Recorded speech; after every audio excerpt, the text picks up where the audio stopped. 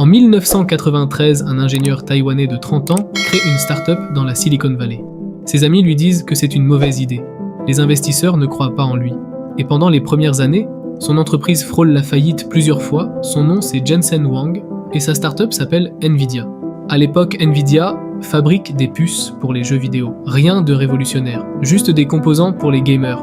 Personne ne voit plus loin que ça. Mais Jensen, lui, il voit quelque chose que personne d'autre ne voit encore. Que ces puces pourraient un jour faire tourner quelque chose de beaucoup plus grand que des jeux vidéo. Il investit tout dans la recherche. Il refuse de vendre. Il refuse de baisser les bras, même quand les finances sont au plus bas.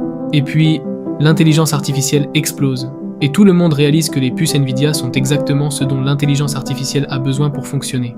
En 2024, Nvidia devient l'entreprise la plus valorisée au monde, devant Apple, devant Microsoft, devant Google. L'entreprise qui frôlait la faillite dans les années 90 vaut aujourd'hui plus de 3000 milliards de dollars, et Jensen Huang, lui, sa fortune personnelle dépasse les 100 milliards de dollars.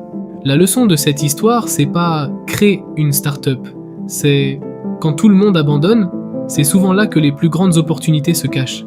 Tu es en train de te battre pour quelque chose en ce moment, tu penses à lâcher? Rappelle-toi de Jensen Huang, il a failli tout perdre. Et il a continué quand même. Abonne-toi à Times to Capital.